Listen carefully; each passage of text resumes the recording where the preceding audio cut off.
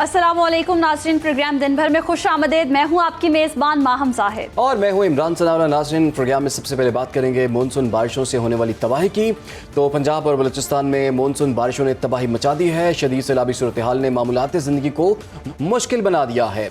गुज़श्ता 24 घंटों में 11 अफराद ज़िंदगी की बाजी हार गए और कई अफराद ज़ख्मी भी हुए हैं। लाहौर के नशेबी इलाके और अहम सड़कें ज़ेर आब आने से निकासी आब का निज़ाम ख़राब हो गया है और लाहौर के मुतादिद बिजली घरों के फीडर भी ट्रिप होने से सारा दिन बिजली की आंख मचोली जारी रही। कई इलाकों में सारा दिन बिजली बंद रहने से मुश्किलात का सामना करना पड़ रहा है। शहरियों को बिजली के साथ पीने के साफ पानी की किल्लत का भी सामना करना पड़ रहा है और बाज़ जगहों पर तो घरों में पानी दाखिल हो चुका है। और इसी हवाले से हम अली शराज से बात करेंगे। अली शराज, बताइएगा इस वक्त क्या सूरत हाल है, मौसम की वजह से क्या क्या तबाहकारियाँ हो चुकी हैं। बताया जा रहा है कि पानी घरों में दाखिल हो चुका है। शहर लाहौर में आज तेज़ रफ्तार होने वाली बारिश ने जहां सड़कों को जलथल कर रखा है, वहीं लोगों की शहरी आबादियों के अंदर भी जो है वो पानी दाखिल हो चुका है। इस वक्त मैं गुलबर्ग के एक इलाके में मौजूद हूँ जहाँ पर रिहायशी आबादी के अंदर पानी दाखिल हुआ है। ये गुलबर्ग का इलाका है। ये मेरा कैमरामैन अगर आपको दिखा सके तो हम इनके घर के अंदर की हदूद में दाखिल हुए हैं और यहाँ पर जो ड्राइंग रूम है, जहाँ पर सोफ़ा सेट लगा होता है, डाइनिंग टेबल लगी होती है, उसकी सूरत हाल भी मैं आपको दिखाता चलूँ कि ये इनका ड्राइंग रूम है जहाँ पर सिर्फ़ और सिर्फ पानी ही पानी है और सोफ़े भी जो हैं वो उस पानी में डूबे हुए हैं, डाइनिंग टेबल भी पानी में डूबी हुई है। ये पूरा ड्राइंग रूम जो है इस वक्त पानी की लपेट में है। इसके साथ साथ अगर बात की जाए बेडरूम्स की तो इस घर के जो बेडरूम हैं वो भी मुकम्मल तौर पर पानी में डूबे हुए हैं। मेरा कैमरामैन आसिम शहजाद अगर दिखा सके तो ये बेडरूम है इस घर का, जहाँ पर सोफ़े भी डूबे हुए हैं, बेड भी डूबा हुआ है और बाकी सामान जो है वो बेड के ऊपर रख के उन्होंने थोड़ा बहुत सामान को महफूज किया है ताकि बारिशी पानी से बचाया जा सके। इसी तरह अगर बात करें किचन की तो किचन भी मुकम्मल तौर पर जो है वो पानी की लपेट में है और किचन जो है वो पानी में डूबा हुआ है क्योंकि यहाँ पर पानी अच्छी खासी तादाद में घर के अंदर जो है वो दाखिल हुआ है, जिसकी वजह से किचन भी जो है वो पानी की लपेट में है। यहाँ पर जो इस आबादी की बात की जाए तो आबादी मुकम्मल तौर पर, क्योंकि ये पोश इलाका है और ये पूरी आबादी इस वक्त पानी में डूबी हुई है और यहाँ पर अच्छे खासे ऐसे घर हैं जो इस वक्त पानी की लपेट में हैं। इस घर के अंदर जो पानी की सूरत हाल देखी जाती है तो यहाँ के जो मालकान हैं उनका कहना है कि जब भी तेज़ रफ्तार बारिश होती है तो ये घर इसी तरह डूब जाते हैं, जिसकी वजह से ना कोई महकमा और ना ही कोई हुकूमत इस बारे में सोचती है और जिसकी वजह से उनका लाखों का नुकसान जो है वो हर साल तेज़ रफ्तार बारिश में होता है।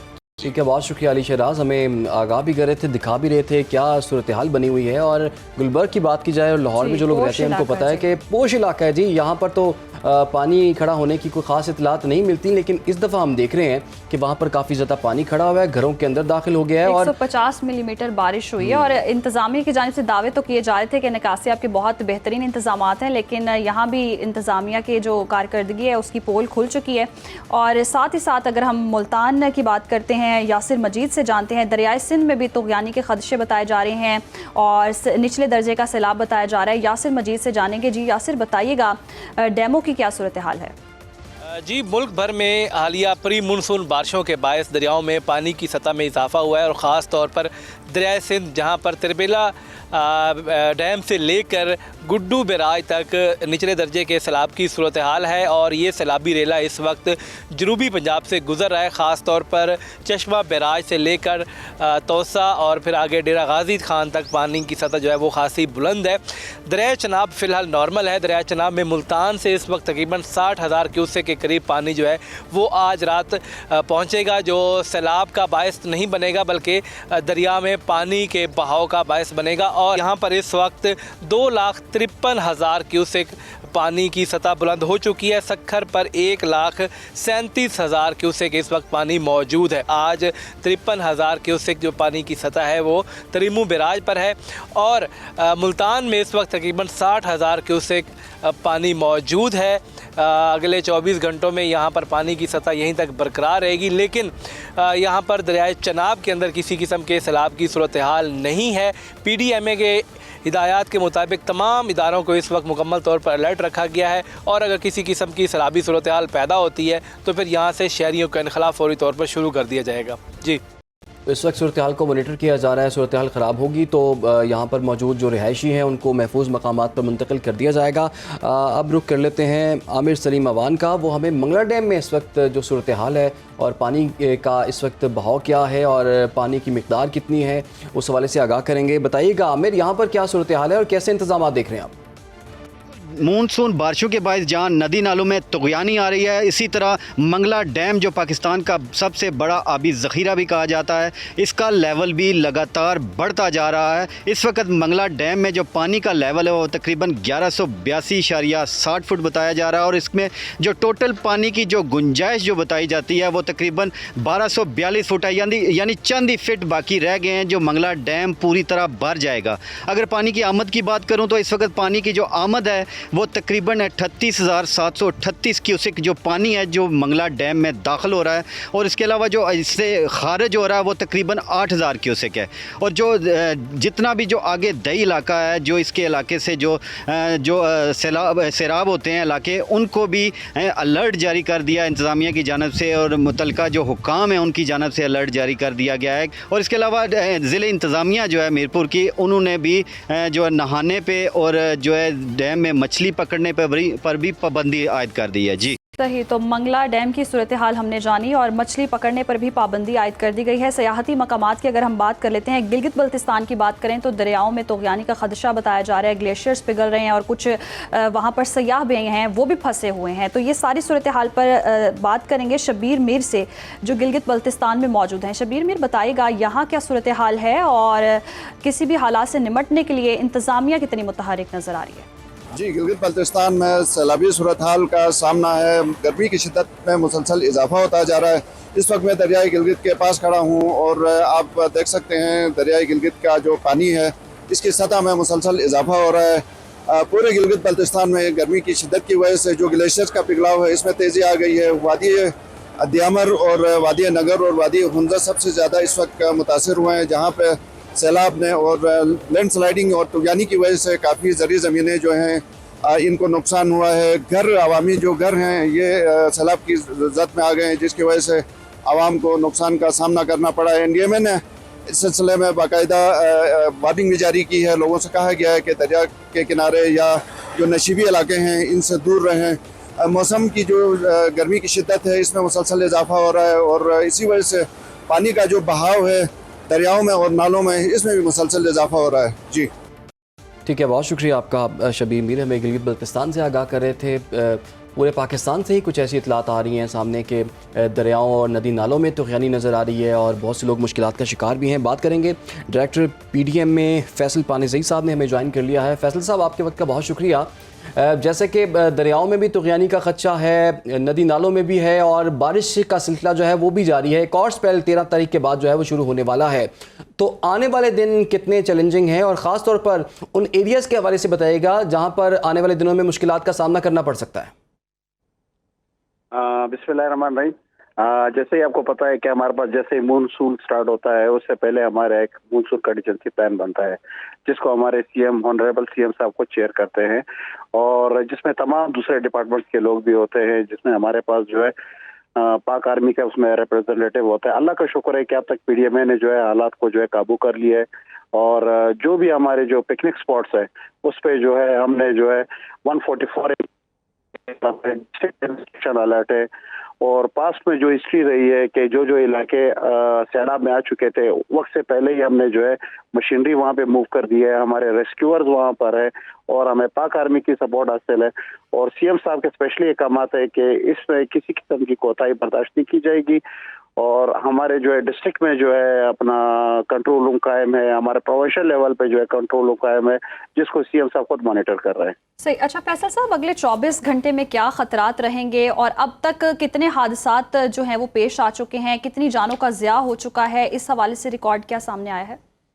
हमारे पास अब तक जो है 13 डेथ्स हुई हैं और जिसमें जो है 2 तो आसमानी बिजली गिरने से हुई है और बाकी जो है जो एक तो ये है कि हमारे लोगों में जो है सब्र तामुल नहीं है। अगर कहीं पानी का रेला गुजर रहा है तो वहाँ पे अपनी बाइक्स और गाड़ी को जो है उसमें जो है उतार देते हैं, जिसकी वजह से जो है ये नुकसान होते हैं और जो नई आबादियाँ हैं जो बनी है वो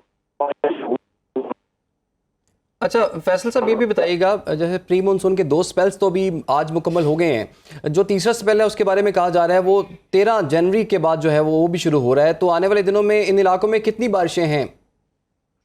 तो हमने ये जैसे मेरे को बताया था ना कि जैसे मिड डिपार्टमेंट की हमारे तरफ से एडवाइजरी आती है, हम फौरन अपने डिस्ट्रिक्ट एडमिनिस्ट्रेशन जो हमारे दूसरे डिपार्टमेंट्स है वो तकरीबन सारे अलर्ट है, और हमारी जो है डिस्ट्रिक्ट एडमिनिस्ट्रेशन वहाँ पे मौजूद है, हमारी फोर्सेस वहाँ पे मौजूद है, तो इंशाल्लाह उसको पीडीए में बड़ी अच्छी तरीके से टैकल कर लेगी। ठीक है जी, बहुत और शुक्रिया। जो- फैसल पानीज़ई साहब हमें आगाह कर रहे थे, तमाम इंतजामात मुकम्मल हैं और इस हवाले से दूर दराज इलाकों में भी जो हिफाजत के इंतजामात जो हैं वो किए गए हैं। प्रोग्राम का सिलसिला आगे बढ़ाएंगे। इंडिया के chief of defence staff general Anil Chauhan ने एक तकरीब में पाकिस्तान, बांग्लादेश और चीन के इत्तेहाद को भारत के लिए खतरा करार दे दिया। भारतीय जनरल अनिल चौहान ने इस इत्तेहाद पर तशवीश का इजहार करते हुए इसे भारत के लिए बड़ा चैलेंज और भारतीय सिक्योरिटी के लिए भी खतरनाक करार दे दिया है। तो इसी पर बात कर लेते हैं दिफाई तजज़ियेकार air marshal retired Aamir Masood साहब से।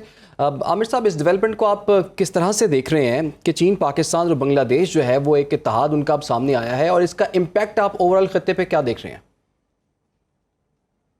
जी बहुत शुक्रिया आपका। बिस्मिल्लाहिर्रहमानिर्रहीम। जी देखिए, ये जो रीजनल प्लेयर्स होते हैं और जो रीजनल पॉलिटिक्स होती है वो बहुत इम्पोर्टेंट होती है हर लिहाज से, चाहे वो दिफा के लिहाज से हो, इकोनॉमी के लिहाज से हो या डिप्लोमेसी के लिहाज से हो। ये रीजनल प्लेयर्स जो हैं आपके, वो बहुत जो नेबर्स हैं वो एक बहुत इंपॉर्टेंट रोल प्ले करते हैं, बिकॉज आप अपनी ज्योग्राफी को चेंज नहीं कर सकते। इंडिया का जो कॉन्सेप्ट रहा है हिंदुत्व का, उनका ये कॉन्सेप्ट जो चनाकिया से लिया गया है, उसके मुताबिक जो आपके इमीडिएट नेबर्स हैं वो आपके एनिमीज हैं, and the neighbours of your neighbours are your friend. इस कॉन्सेप्ट को लेकर आगे चले हैं जब से बीजेपी की हुकूमत आई है, और मोदी खास तौर पे इस पे बहुत अमल भी करते हैं, और उनकी जो कोर टीम है उसको भी इस पे बड़ा इत्तेकाद रहा है और इस चीज को इस्तेमाल करते रहे हैं। जिस तरह वो पाकिस्तान को अपना दुश्मन समझते रहे और ईरान और अफगानिस्तान की सरहदों को इस्तेमाल करते रहे पाकिस्तान में, तो इस कंप्लीट अगर कॉन्टेक्स्ट में इस कॉन्सेप्ट को देखा जाए तो यही वजह है कि इमीडिएट नेबर्स जो इंडिया के हैं वो इंडिया ही को अपना इमीडिएट थ्रेट समझते हैं। और सेकेंडली जो एक इंडिया को अमेरिका जैसे एक बुलवॉक के तौर पे जो इस्तेमाल कर रहा है चाइना के अगेंस्ट और उसको बैलेंस करने के लिए, तो वो चाइना एक बहुत मेजर प्लेयर है, बहुत बड़ा नेबर है, तो उसके साथ भी उसके ताल्लुकात को इतने बेहतर नहीं है। और रशिया भी काफी हद तक इस सिचुएशन में इंडिया पे वो कॉन्फिडेंस नहीं रहा जब से अमेरिका के साथ उसकी एक स्ट्रेटेजिक अलाइनमेंट चल रही है। तो बांग्लादेश का तो रिसेंटली जो हुआ और जो हसीना वाजिद की गवर्नमेंट गई, तो उसकी वजह से उनको एक बैकलैश हुआ है और बड़ी एक अनएक्सपेक्टेड मूवमेंट चली जिसने कंप्लीट उसका जो एक बांग्लादेश की जो स्टैंडिंग थी और जो डिप्लोमेसी के लिहाज से जो उन्होंने एक डायरेक्शन लिया हुआ था उसको चेंज कर दिया। और पाकिस्तान के वो बहुत एक सीवियर एंटायर गवर्नमेंट थी जो अब काफी पाकिस्तान के प्रो लगती है, और तमाम चीजें जो उस वक्त बहाल नहीं हुई थी या खत्म कर दी गई थी हसीना वाजिद की गवर्नमेंट ने as a policy matter against Pakistan, तो उन सब चीजों को जो इंटरिम गवर्नमेंट है उसने बहाल किया है। तो डेफिनेटली जी ये चाइना, बांग्लादेश और पाकिस्तान का जो एक रिलेशनशिप बनता है, तो आप देखें तो ऑल तमाम साइड से एक किस्म का इंडिया को एक थ्रेट वाला एलिमेंट जरूर महसूस होगा। यकीनन थ्रेट वाला एलिमेंट महसूस होगा। आमिर साहब, आप समझते हैं कि इस तरह से उनकी जो इलाकाई तिजारत है वो भी बुरी तरह मुतासिर होगी और सिफारती सतह पर भी बहुत ज्यादा नाकामी देख रहे हैं आप भारत की? जी सफारती सतह पे तो डेफिनेटली बहुत बड़ी नाकामी है। जिस तरह बांग्लादेश का एक कंप्लीट चेंज ऑफ वो हुआ है, तो आप समझ लें कि जो जिससे ये हमेशा फियर करते रहे थे और जिस मकसद के तहत इन्होंने बांग्लादेश बनाने में सपोर्ट की थी, ईस्ट पाकिस्तान को कन्वर्ट करने में, और जो मिलिट्री एक्शन इन्होंने किया था 71 में, उसका बेसिकली रीजन यही थी कि पाकिस्तान जो है दोनों एंड से या दोनों साइडों से, ईस्ट और वेस्ट से, एक किस्म का जो गवर्नमेंट है वो एंटायर गवर्नमेंट ना हो, एटलीस्ट जो उनके ईस्ट पे है बांग्लादेश वो प्रो गवर्नमेंट हो जाए। और जिसके लिए वो बड़े कोशिश रहे हैं, उन्होंने बड़ा इन्वेस्टमेंट की है बांग्लादेश में सक्सेसिव गवर्नमेंट्स के ऊपर, स्पेशली हसीना वाजिद की गवर्नमेंट उनके हमेशा प्रो रही है।